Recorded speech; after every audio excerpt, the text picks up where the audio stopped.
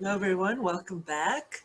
If everyone had a chance to grab some snacks and stretch their legs, we are now in our very last panel and the very last day of the Speaking to Power conference, and I will pass it on to our session chair, Dr. Dina Georges. Thank you so much, Darlene. Welcome everybody to our last panel entitled Identity Formations. This promises to be, I think, a really excellent panel. I'm really looking forward to the papers and to the discussion. We're going to start this panel with Niamh White from York University. Niamh White is a gender, feminist, and women's studies student in York University's MA program. Her research interests include feminist memory studies, affect theory and media, and reproductive justice. She is also a reproductive justice activist, having been involved in the repeal, the 8th, and #NowForNI campaigns on both sides of the border in Ireland. Her paper is entitled, In Her Shoes, Irish Abortion Narratives as Affective Challenges to National Identity. I'm going to turn it over to you, Niamh.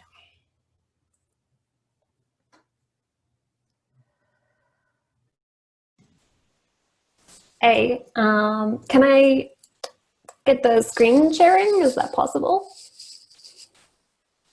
Darlene will make that possible. Oh, sweet. Perfect. Thank you. Here we go.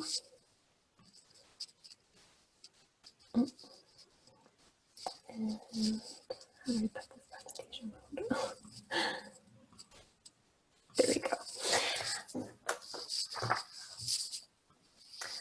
For far too long, women's stories have been silenced, shamed, and kept guarded secret until their death. We wish to lift that burden, to let them know they are not alone, and to remove the stigma and shame that this country has placed on girls and women since far before the 8th Amendment." End quote. This is the mission statement of In Her Shoes, a grassroots art project which documents stories of abortions and other reproductive experiences from Irish people alongside pictures of their shoes. The project is primarily run through its Facebook page and was created in the run-up to the 2018 Irish referendum on abortion rights. The referendum successfully repealed the 8th Amendment, an infamous piece of legislation that protected the right to life of the fetus within the Irish Constitution and banned abortion except for in incredibly specific cases. Prior to the 8th Amendment, abortion was criminalized under a hangover from English colonial law. So really from the very sort of formation of the Irish state, even beforehand, and certainly in the period afterwards, where it was kind of figuring out its self-determination, Ireland clung to this figure of Mother Ireland, this idea of women as a metonym for state, of the rural domestic family at the center of the Catholic nationalist imaginary. And from within the 20th century right into the 21st, this created an environment not only hostile to abortion, but it made it really very socially and physically dangerous. From the mid-20th century onwards, Irish women fled to England, procured dangerous backstreet abortions, or illegally accessed abortion pills to take home, much of this carried out in extreme secrecy.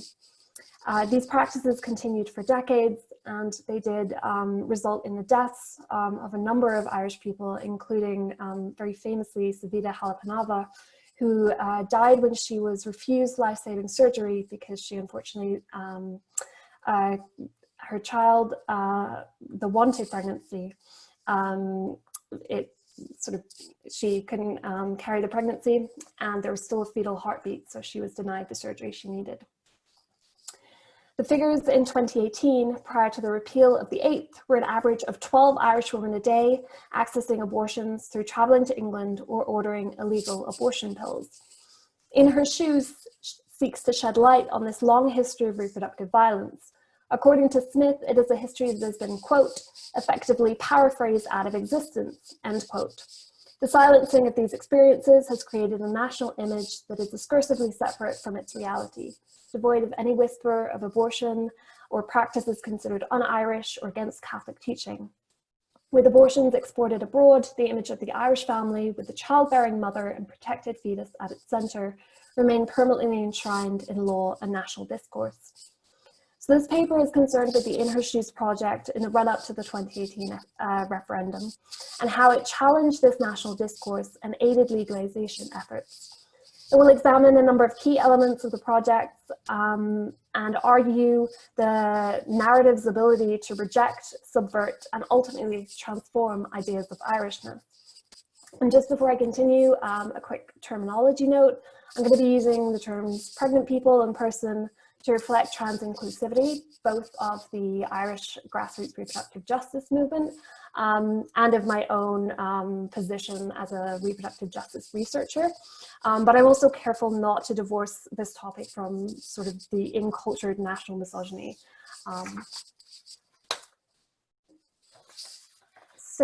According to the state, the Irish woman who finds a way to have an abortion is a national outlier, a social pariah, and a shady criminal if her existence is ever confirmed in the first place. In Her Shoes calls these women and other pregnant people into being. The narratives are grounded in affect, detailing embodied experiences in vivid detail, the terror of unwanted pregnancy, being forced to carry a fetus that will not survive, the physical toll of an abortion procedure and overseas travel on the same day, anxiousness surrounding the procurement of abortion pills, the wave of feelings, relief, and shame combined. What is striking about the stories is not just their confessional nature, but the ways in which the personal affects become redirected towards the state. So individual stories of trauma, anger, and shame are transformed into collective histories of national oppression that the state itself should feel shameful for and suffer anger for at the hands of its people. Just for time, I'm not going to read this whole quote, but the very last sentence, I'm still angry, I'm mostly still relieved. I use both of these emotions to fuel the fight and have the 8th repealed, end quote. The stories pull us effectively into the histories of trauma and also pit us effectively against the Irish government and the legal system. The narratives do the memory work that the state denies, articulating personal histories that become public history through their relationship to systematic violence. The claim that abortion doesn't happen in Ireland becomes untenable. It's a project of remembrance, but also of active resistance. The narratives demand that the socio-cultural discourses and political constructions which made such violence possible in the first place must be addressed. The visuals accompanying the narratives, pictures of the writer's shoes, sometimes accompanied by children's shoes or other objects relevant to their stories, such as abortion pill packets, construct a further affective dimension. So there's literally hundreds, possibly thousands at this point. This is just a small sample. A couple have passports to kind of represent that travel. There's scans from pregnancy. Others are just shoes. It's a really broad visual terrain. The visual element of the project is particularly interesting in the broader context of Western reproductive justice movements. Pacheski has noted how since the mid-1980s, imagery of the fetus has come to dominate Western mass media, influenced by ultrasound technologies and the intensification of pro-life rhetoric in the United States. Pro-life fetal imagery consistently represents the fetus in the amniotic sac, or free-floating, often late in term and recognizable as a nearly fully formed child. Divorced from the context of the womb, a person in its own right. And it's a very neoliberal image, very much focused on individualism, which helps the argument towards fetal rights. Meanwhile, the mother or pregnant person is either entirely absent or reduced to a passive spectator. In Her Shoes resists the neglect and reduction of the pregnant person to their womb alone, shifting the visual focus back to the pregnant person themselves, insisting they are deserving of personhood in their own right. To encourage walking in their shoes opens potential for empathetic, affecting, unsettling responses, as those looking upon the shoes are asked to comprehend what it means to have lived through and carried the weight of reproductive harm. The shoes, in their normalness, familiarity, and ability to belong to anybody, draw the realities of state abuse, medical neglect, and encultured misogyny jarringly close to home. The images demand that this violence be contextually understood within the materiality of everyday life. So this is a quote explaining the reasoning behind keeping the stories anonymous. And within it, the project locates the authors of the narratives as Mna na hÉireann, which translates as Woman of Ireland. The manifestations of reproductive violence, as they relate specifically to migrants, trans people, and the less socioeconomically privileged, are articulated through stories that highlight intersecting forces of structural oppression, which further aggravate reproductive harm. So while much of the language used is gendered as feminine, this Woman of Ireland phrase, to emphasize the symbolic injustice of gendered nationalism, problems with this approach have arisen regarding trans inclusivity. Quote, sometimes it's not just in her shoes that these difficult decisions are made, sometimes it's in his shoes, sometimes it's in their shoes, end quote. Now this is from a trans contributor offering a critique of this gendered language. In responding to this, the project and its contributors have stressed trans-inclusive approach by placing trans narratives alongside and on equal footing with those from cisgendered women. The inclusion of trans men and non-binary people's shoes amongst the shoes of the project's women serves as a visual demand for trans-inclusive reproductive justice, whilst the accompanying narrative text emphasized the further violence and silencing inflicted due to transphobia from both within the reproductive justice movement as well as outside of it. Now, I don't want to say this is kind of an easy fix solution, that it sort of simply solves the issue and simply by having the shoes there, this gendered language issue is kind of tied up and resolved. But particularly in the form of the Facebook page, which this project mostly exists online, there's this kind of dialogic relationship. There's a comment section, there's other posts, there's a lot of contributors, a lot of commenters. And generally all the comments on these trans narratives are really supportive or kind of productive feminist discussions, places of learning, and trans inclusive education. So certainly it's still very much an ongoing conversation, but I think that's kind of to its strength in some ways.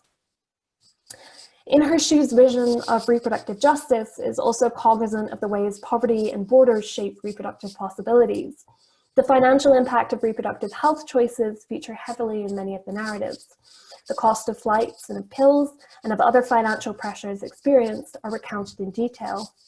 Violence is examined systematically through the lens of socioeconomic injustice, not simply as bodily harm, but as power which restricts agency, forces people into certain living conditions, and limits futures. Concerning migrant justice, the project has published a number of accounts from people housed in direct provision centres, the Irish government's detention system for asylum seekers. These stories call into question the boundaries of Irishness. They come from migrants, refugees, non-citizens, and permanent and temporary residents who could not vote in the referendum on the 8th Amendment, yet had experienced its impact on their lives or pregnancies in some form. The project nevertheless locates them as Women of Ireland and calls them into community visually and narratively, whilst also recognising the specific injustices they face due to their legal status. Irishness is envisioned not in a nationalistic sense, but as a site of feminist resistance and community which centres migrant justice, defined not by one's legal relationship to the country, but the lived experiences based within it. So rather than fight for the right of a mother always imagined as cisgendered, who is a citizen of the state and in a privileged socioeconomic position to have an abortion if she chooses, the project instead highlights how the very notion of choice becomes complicated or made entirely defunct by social conditions relating to border violence, poverty, and transphobia.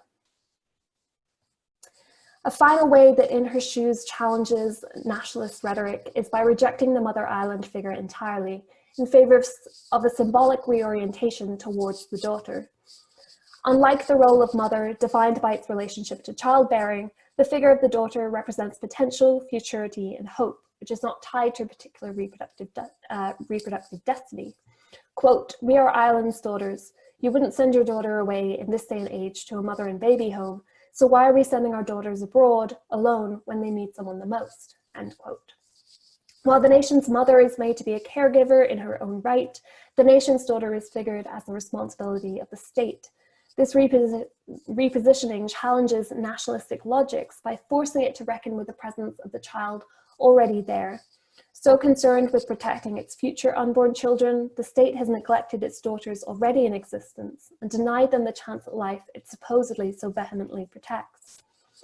In light of the need for trans inclusivity that has already been demonstrated, and given nationalism's fetishistic hold over the family, I think it's definitely important to kind of ask the question of whether this rearticulation of women as daughters is as transformative as it seems, or if it loses its radical potential by remaining tied to the family model.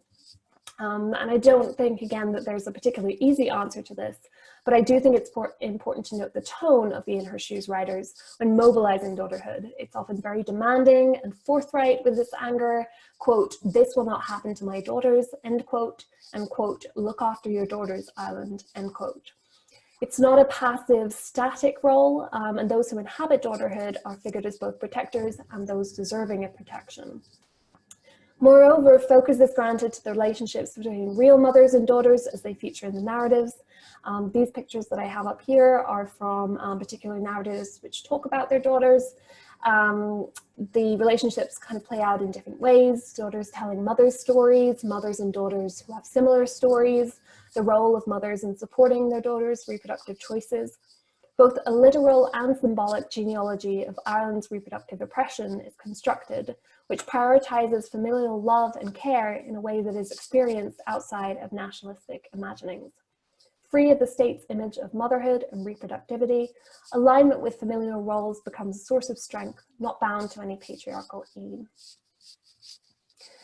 In Her Shoes fulfills all the criteria that Hirsch and Smith lay out for a model of feminist cultural memory work, recognizing the, quote, "irretrievability of the past, the irreducibility of the other, and the untranslatability of the story of trauma," end quote, whilst also remaining epistemologically grounded in the embodied experiences of Irish women, trans men, and non-binary people. The Facebook page was used as a vital resource in convincing undecided voters, and it only takes looking at the comments from the time of the referendum to understand the effective powers these stories had and continue to have. And the project still exists to this day and has since expanded to fight for abortion rights in Northern Ireland and tell stories from across both sides of the borders, and it's very recently been made into a book as well. Ireland's history up until the referendum was comprised of voices suppressed, conversations cut off, messages whispered in secret, and stories untold. But In Her Shoes says no more. How to remember the violence done, map out a new future, and conceptualize ideas of nation which do not leave behind the most oppressed. Listen to what can now be said and walk in each other's shoes. Thank you. Thank you so much, Niamh. Our next speaker is Paige Grant from the University of Toronto. And Paige, I'm realizing that I don't have a biography on you, so on me actually. So if you want to say anything about yourself before you start reading your paper, please do. The paper is called Black Speculative Fiction as a Praxis of Moten's Nothingness, Visions, Hallucinations, and Other Unpackings of Material Freedoms.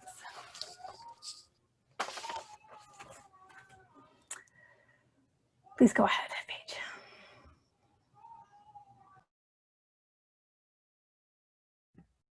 Hello. So I'm trying to share my screen here. Looks like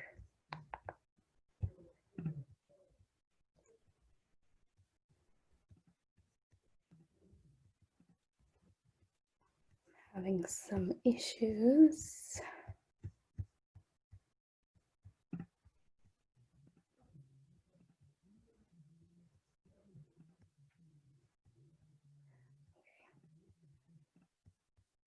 So unfortunately, I can't share my screen. So that's okay. But I'm Paige Grant, and I am a MA student in the Department of Social Justice Education at the University of Toronto.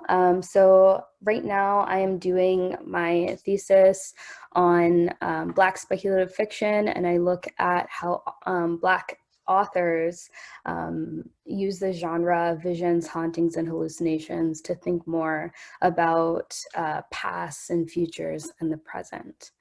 I did have a slideshow here, but this is my first time trying to share a screen, so I think I did it wrong. So I will be going through 3 different parts. One of the quotes that I will be reading, I'm just doing a trigger warning. It's about self-harm. And when I get to that quote, I will also remind you again of that trigger warning. So my work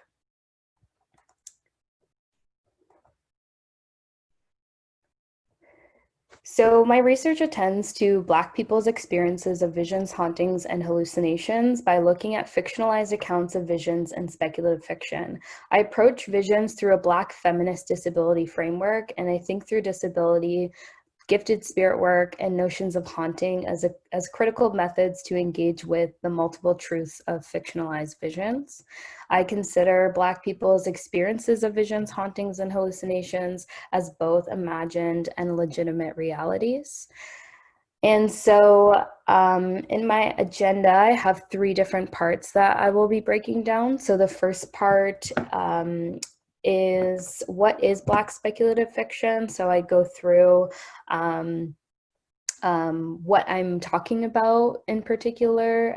The next part is how I interpret fictionalized visions, hauntings, and hallucinations in fiction. And the third part is a microscope of the 2 books that I look at, which is In Another Place, Not Here by Dion Brand, and the other one is The Deep by River Solomon. So the first part, what is Black speculative fiction?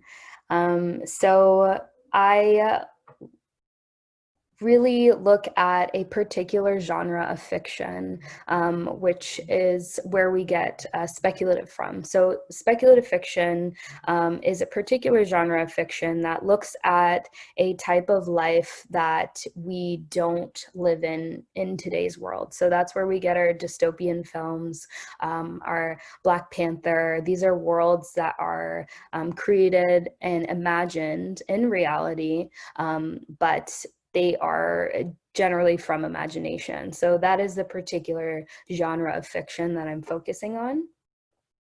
And through the 2 books that I look at, with Dion Brand's In Another Place, Not Here, maybe not considered speculative fiction, and that is still up for debate. Where we have a Black woman who comes from the Caribbean and resides in Toronto and has many experiences of visions and dreams and quote unquote supernatural experiences that happen to her. And then we have The Deep, which is a book created on the idea that during the transatlantic slave trade, when Black Africans were thrown off board, there was many pregnant women that were thrown off board, and there was a kind of something going around where people were discussing the fact that a woman who is pregnant and has pus that is in water can actually give birth still. And there is this collective imagination in Black communities of what if these babies, what if these, women who were thrown off board, who were pregnant, gave birth to these babies? And there was different worlds created about this, where people made societies of fictionalized societies of mermaids, of a society of all these children of enslaved Africans who were thrown off board. So that's what The Deep really draws on, to think more about that. So the second part of my presentation is to talk about how I interpret a fictionalized vision, haunting, and hallucination while I'm reading. So I discuss this and I think through in three parts. So the first is through a disability studies lens. The second is through notions of haunting. And the third is through gifted spirit work. So when I refer to a disability studies lens, I do draw on Tanya Tuchkowski and Rod Michalko's idea of the social model, which is commonly leveraged in disability studies. It presumes that normalcy constructs disability as a problem in need of being fixed, and the seduction is thus to fix disability in order to attain normalcy. So I look at people's, if someone considers their experience of a vision, haunting, or hallucination through a disability studies lens, through mental health, I consider this, and I do that through a disability studies lens. So the second part is notions of haunting. So a lot of Black and Indigenous scholars engage in haunting research, and this includes thinking through pasts that emerge in the present. So in which ways, even through this conference, through the work that we do in the university, in which ways are we building off pasts, and how do they present themselves in the present, and thinking through that as a haunting, as being haunted by the past, and not as a bad thing, not referring to hauntings as something that is negative at all. This thinks through hauntings in a very complex way, as a way where we get our fire, where we get our energy. This is how we receive information, how we continue to build, how we think of futures. So I consider notions of haunting as well. And the third part is gifted spirit work. So I do look and consider psychic mediums, witches, voodoo practitioners, and other spirit workers that also work and think through visions, hauntings, and hallucinations. So as I go through Black fictionalized texts, again, I do consider the multiple ways in which a person may interpret and state their experience of a vision, haunting, or hallucination. And so the last part of my presentation is just looking at the texts. So in another place, not here, I have a quote for that text. And this quote embraces a particular type of way that especially Black Caribbeans explain pain and explain felt knowledge and blood knowledge, and the kind of ways of, looking into someone's face and seeing that they have pain, or feeling other people's pain, an echo of a future pain as well. So this is a quote where the main character describes feelings, old feelings that aren't necessarily from her present circumstance. So I'm just going to read it here. So she says, "The thoughts of everyone who had existed for 500 years, everyone who was brought here, and left their thoughts in the air, unable to leave, and the living, they lived in the past or had no past, but a present that was peopled with the past. No matter their whims and flights into the future, some old face or old look, some old pain would appear." And this just refers back to that idea of these energies and these ways of knowing passed down languages that we receive from our families, of understanding people's state of being well, and what that means, and how to interpret it locally and within our communities. And then alternatively, I will go to the deep, and the deep again is about mermaids. So this is a little bit different, where we have powers involved. We have, again, those different societies involved underneath the water. And in particular, the main character discusses the pain of being thrown off the ship and being with other folks, other enslaved Africans who were also thrown off a ship, and engaging with those moments as a very difficult thing to think through. And so again, I will put the trigger warning. The quote that I put is does involve self-harm with it. So, Yetsu became so sensitive to touch that she swam to the bottom of the sea and pressed her scales against a lava vent to scorch away the nerves. Her brain could not hold the history and the present. So in this quote, we have parts of self-harm where the main character has a rush of memories of what has happened to her and her people, and it becomes this physically overwhelming time for her. And it kind of goes, as we're comparing the two books, we have ways in which many Black authors articulate pain and articulate old pain, past pain, historical pain in the present. And these are all through fiction texts, which hold a different kind of way that we can think about our history and think about how we can think of futures based on that. That is my timer. I don't want to go too far off, but thank you so much for listening. Thank you, Paige. I think we would have been able to handle a couple more seconds, but thank you so much.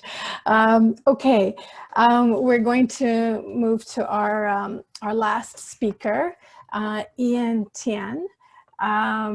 Ian is also from the University of Toronto, is an interdisciplinary doctoral student at OISE and WGSI in sexual diversity studies.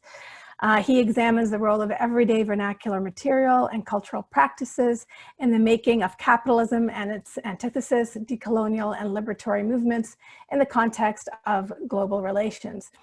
His dissertation focuses on contemporary queer and feminist culture and politics in post-Cold War China and Canada in relation to post-socialist political and economic changes.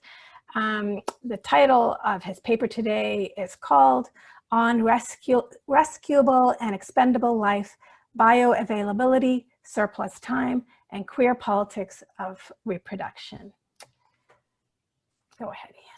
Thank you so much. I'm very happy that I will be the last person to present, and I have a lot of pressure on me, but I hope you're enjoying the whole conference, and I hope your family and loved ones are safe in this global pandemic. And I'm also going to share my screen.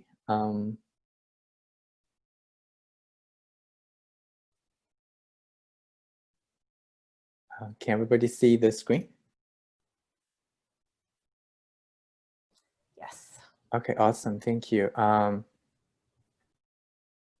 So I will start by talking a little bit about how do I arrive this particular topic. So in 2019, I became a volunteer settlement member to help support a refugee. Around the same time, I was also involved with No One's Legal in stopping the deportation of Jobandi Singh, who was arrested because he exceeded the amount of hours he was supposed to, he can work in Canada, as he was an international student, and there was only 20 hours amount of time that he can work. And as I was working on both cases or / activities and organizing, I was struck by the conflicting realities coming from I guess an activist sensibility. So the two realities are, they are both material struggles for a good life. But on one hand, a particular materialist reality of survival is being put on hold and become illegal, while the other kind of desire for survival is welcomed and celebrated in a way that it proves me a lot of interest for me to think more about these two conflicting realities. So the very, very basic question that I start to ask myself is, what is the price of sustaining life? And for queer refugees, the price is actually, if you look at the refugee policies in Canada, it's actually dependent on how much they are willing to earn. So for example, in the resettlement assistance program, it was outlined that some refugees are entitled to $1,000 per month of assistance for a year, but once they are earning up to 50% of that assistance, they will be deducted in terms of the monthly income support they can receive. So basically, far from being humanitarian, the Canadian government actually regulates the amount of financial assistance queer refugees are entitled to, and pushing them to become more productive in Canada's settler economy. And on the other hand, we will look at for people and like minors like Alpha Anawa or Mojisola. They're both minors living in Toronto's detention centers, and they're detained because their mothers refugee claims are being denied, and are able to verify the place of birth. The CBSA, which is the Canadian Border Security Agency, put their mothers with their children in the state of indefinite confinement. So spring off the major question, what is the price of sustaining life? I have another 3 questions that I think about. But the main thing that I wanted to unpack in this particular paper is to think about what does the coexistence of deportation, detention, and rescue tell us about value and reproduction in settler Canada. And of course, I'm not the first person to think about this particular issue. For example, Derrida has actually famously put in his 2 essays book in Cosmopolitanism and Forgiveness. And a legal scholar, Jacqueline Baba, has also talked a lot about the asylum system as well as immigration system in the context of the US. I'm not going to read the quotes, but this is the kind of frameworks that I'm building upon. Well, I found their analysis productive and useful. In this particular paper, I wanted to go to the direction of a more material analysis. I wanted to think about the political economy of life and time produced by the citizenship machinery, immigration and refugee legal infrastructure, and detention. And I wanted to think about the expendable life and surplus time, and when do these 2 things become sites of value extraction. So to think about value then, I have to go to Marx. And I'm also not going to elaborate on these different streams of value theories, but I'm looking at both labor theory of value and the neo-Marxist theory of immaterial labor. And both of them are very valuable, but I also find a particular, I guess, ways to push it forward. So I was thinking about a process of what I call human bioeconomy. It's a process on one hand commodifies people's desire for livability into economic productivity, such as policies and making queer refugees productive. On the other hand, this process extracts value from manufacturing the unproductive, motionless, excessive bodies and times, and subsumed by the perpetual moving productive circle of capital, such as detained migrants whose lifetime might seem to be surplus to capitalist time. So another tenet of arguments that I want to make is actually to think about the unproductivity as a form of productivity, and they are productive because they're rendered unproductive. So it's a kind of dialectic perversion within this working of bioeconomy.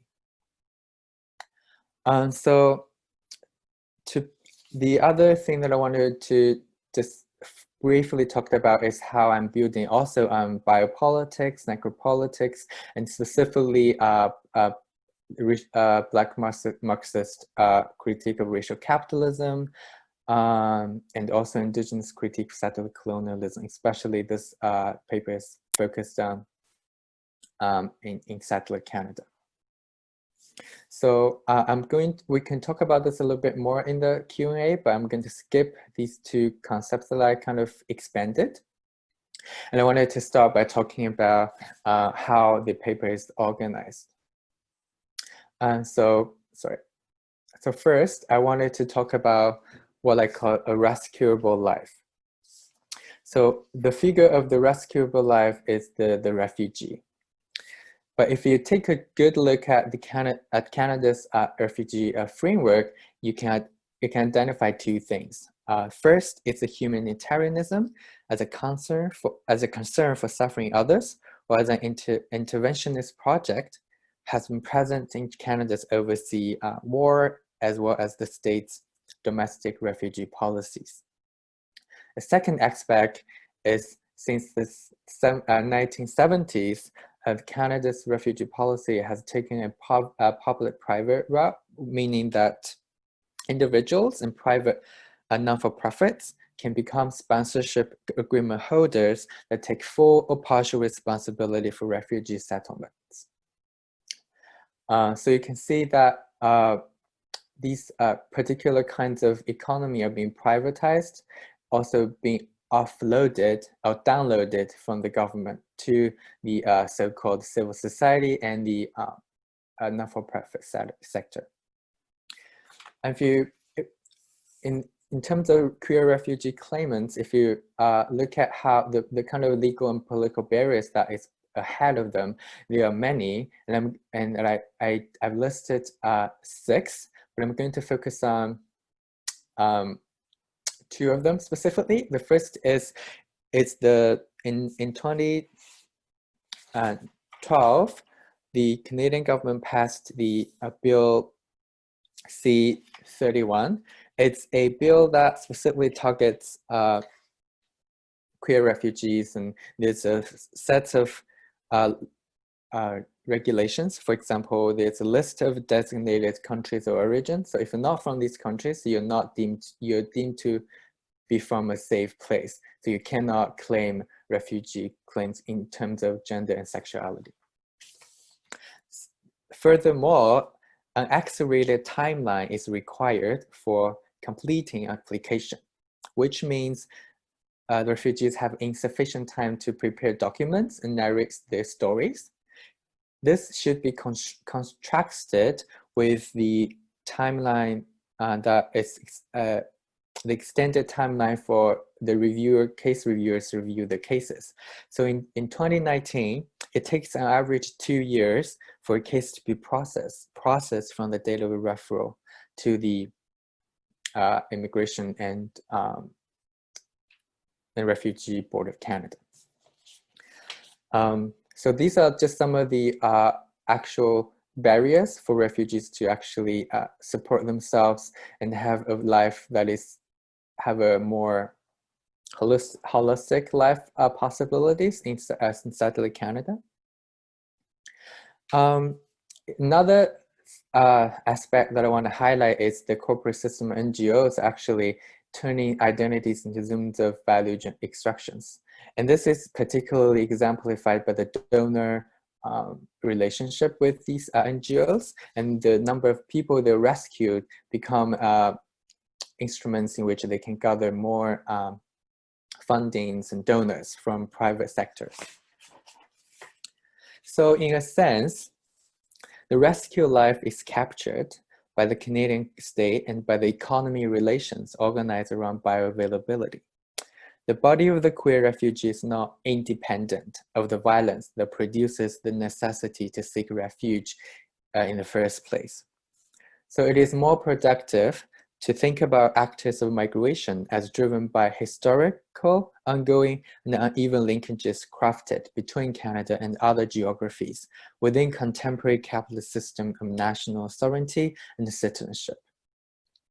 So the rescue life does not contradict the intensification of immigration control. Instead, it is more productive to frame a rescuable life as conditional acceptance. So the humanitarian desire to rescue is always hunted by the dark figure of the expendable life who must be contained. And it's to them the second part of my paper turns to. I'm gonna just quickly check the time. I think I'm a bit out of time, so I'm gonna be very quick. So in the second part of the paper, I looked at Canadians' detention centers. I look at the geography and the temporality of these detention centers.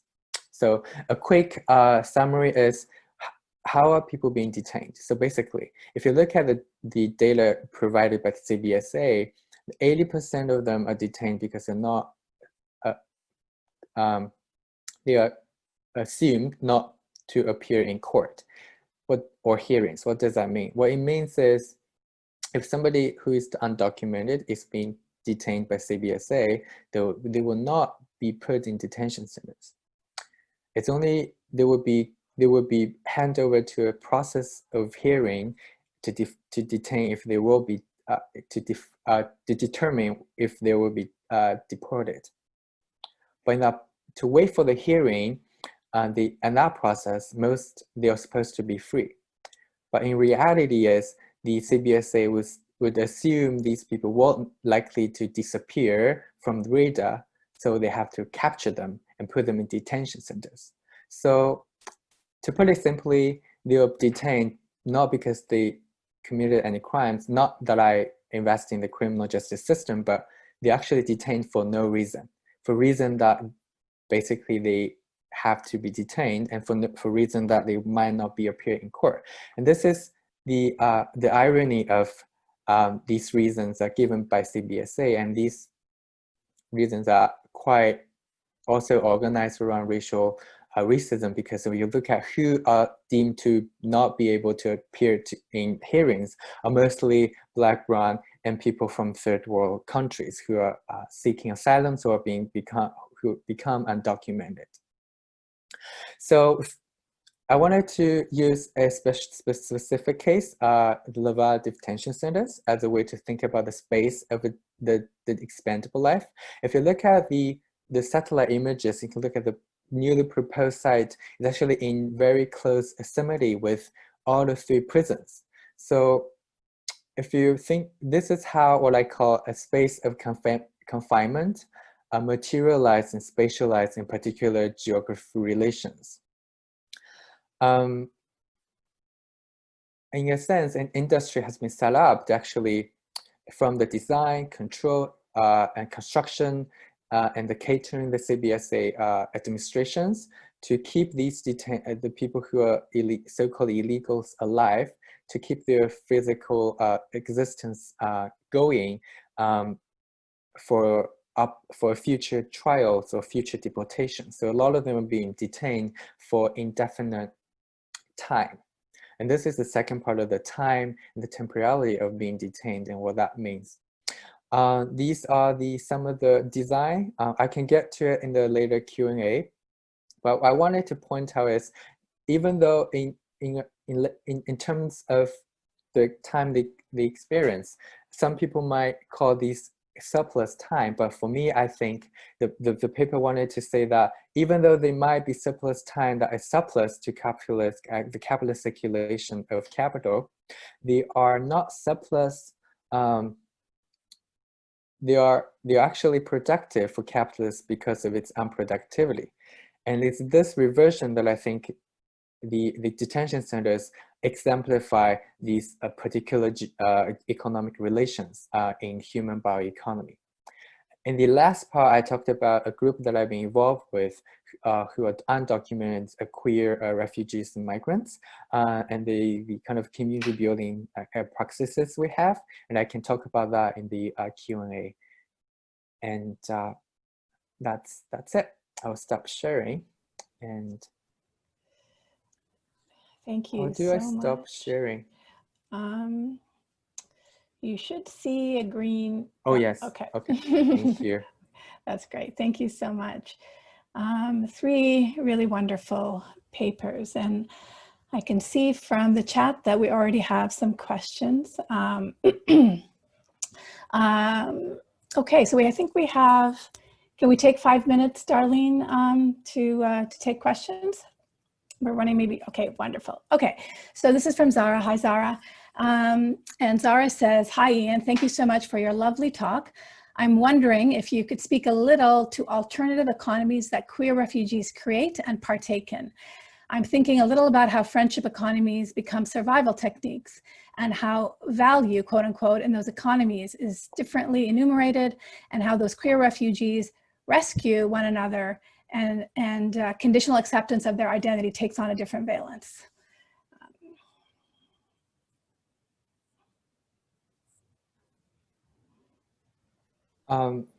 Thank you so much for your question. I think I talked a little more in the last part in terms of the queer politics reproduction. It's I look at how our community building processes is actually offering simple things from free food to free kind of therapy that is not psychologizing people's lived experiences. And these are kind of the kind of, I guess, where you were talking about friendship economies, where it's the things are provided not based on the value, the monetary value or the value of in the system, what we call capitalist system, but it's based on understanding first of a kind of radical incommensurability, that we all come from different geographies in the world. We might not kind of see each other, understand how we get here, but as long as we're here, even though the processes of resettlement and the claimants are flawed and full of problems, but there's still a desire to create a life that is vital enough for ourselves. And that is, I think, I don't know if that answered part of the question, but. Thank you. Thank you, Ian. So do we have any other questions for this panel? I was trying to think about what connected all these 3 wonderful papers, and just building on what Zara just said around survival techniques, it also occurred to me that that across these 3 papers is, talking about suffering, but also talking about imaginative strategies, if you will, that keep people living. I think in Ian's paper, it's, you're kind of creating certain fictions to survive. But I think in Niamh's paper, it has more to do with changing narratives through stories of trauma. And in Paige's paper, of course, it's about creating speculative worlds. So in all these papers, I'm thinking that that the imagination is part of the strategy. So I was wondering if you could speak to that. And Paige or Niamh either can start. Yeah, I think that like you kind of hit it on the head with how do we think of imagining in the first place? And I think if we're talking about any of the future building strategies through all 3 of our papers, that really does take imaginative work. We are thinking of things that actually don't exist, Black people are not free. Like there's many other aspects of people's lives that are being compromised, and the realities that we're asking for, they just don't exist. And the result of that is that we have to imagine, we have to think of things that are beyond our reality in order to come to a, I wouldn't say a solution, but even to start a conversation or get somewhere where we can think of something that's not now. Yeah. Thank you. Yeah, I've actually used like some theories of haunting and kind of broader work on this, and kind of what you were saying, Paige, about the importance of like drawing on a past, but also like always holding it close, and using that in a way to kind of construct a future and to construct an understanding of the present. I think that definitely comes into sort of resistance practices that are grounded in hope, and empathy and kind of connection, whether it's for reproductive justice or other kind of social justice-based movements. It definitely, that kind of holding on to the past and understanding its weight, but having the kind of ability to leap forward with hope and connectivity. And that's something that this project, within her shoes, it definitely does. I've looked at that in kind of broader social media stuff, and how other areas of like Twitter sphere and stuff like that in relation to the repeal the 8th Amendment. And what comes across is this kind of space of connection and identity through like digital platforms, where actually the focus is, throughout really harrowing histories and stories, the focus is always held on togetherness and community, and how to build from that. So yeah, in terms of resistance and resilience, it's really a collective thing, I think. Thank you. Do we have any other questions from the listeners today? I have a question. Great, Esra, go ahead. For Niamh. So I got a phone call through the middle of your presentation. Maybe you mentioned this and I missed it, I don't know, but I'm gonna ask my question anyway. So I wonder if you can talk a little bit about the legal aspect of this campaign, because it seems like In Her Shoes campaign has grown so much. Is there like, how is the reaction from the public and from the government as well? Like, is it is abortion considered a risk, like in terms of the natality rates, or what's the reaction to this campaign in the country?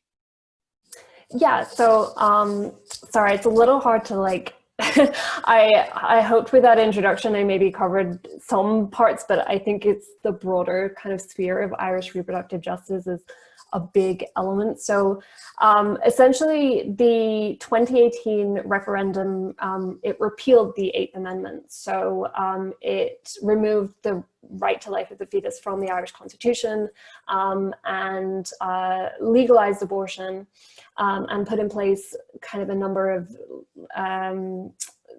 now much less sort of stricter circumstances in which it's accessible. With those laws set to be, let me think, is it next year or 2022 that they're set to be kind of revisited?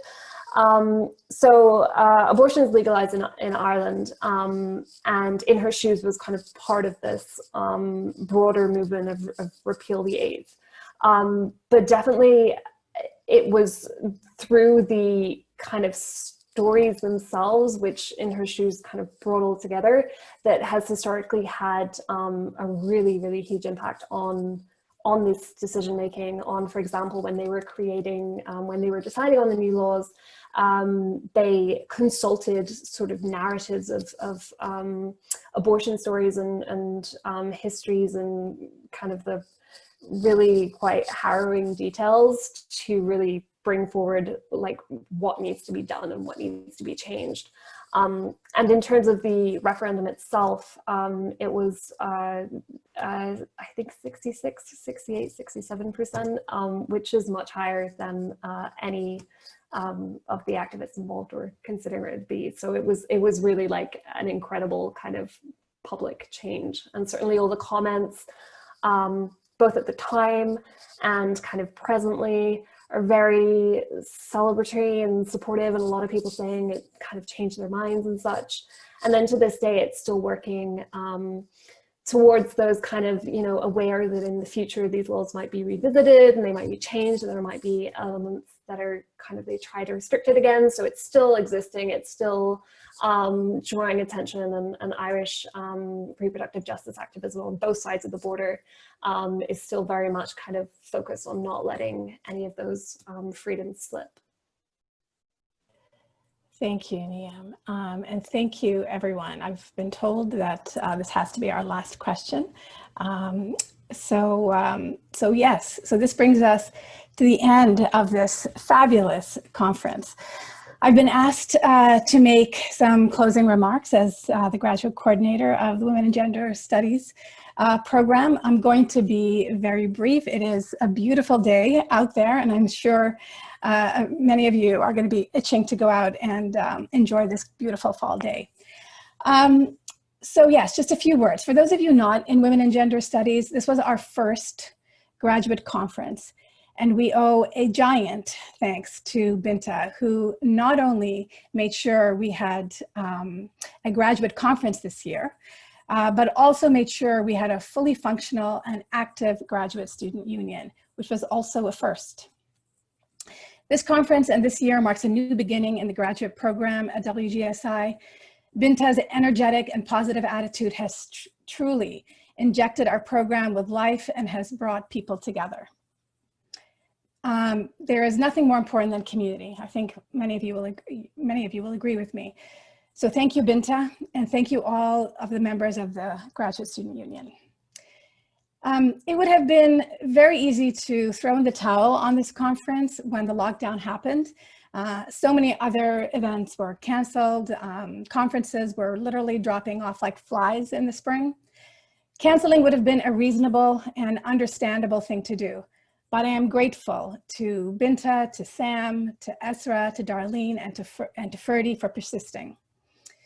I think I can speak on behalf of the entire WGSI team when I say how pleased and grateful I am, and how we all are for all of you carrying on under wildly unexpected and challenging conditions. Ferdy, Darlene, Sam, and Esra, I know you worked a great deal behind the scenes. Back in the winter when we were still on campus, I recall seeing you at the lounge, at the WGSI lounge, week after week planning for this conference. Thank you for all the hard work, all the hours you poured into this event. It was so beautifully curated, really well organized, and offered an outstanding set of keynote lectures and panel talks. Basically, it was a huge success. So my warmest congratulations to all of you. While with every successful conference, we all take away different morsels.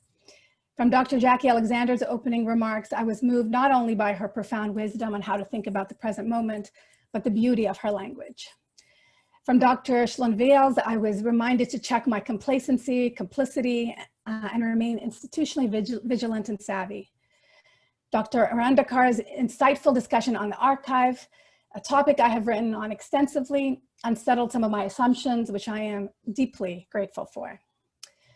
From Dr. Shigematsu's provocative lecture on the ethics of violence, I was inspired by the idea of using force as if all of our lives depended on it. I'll be processing this for some time to come. Thank you all, truly, all the panelists for giving us so much to think about. Be well, everyone, and have a lovely afternoon.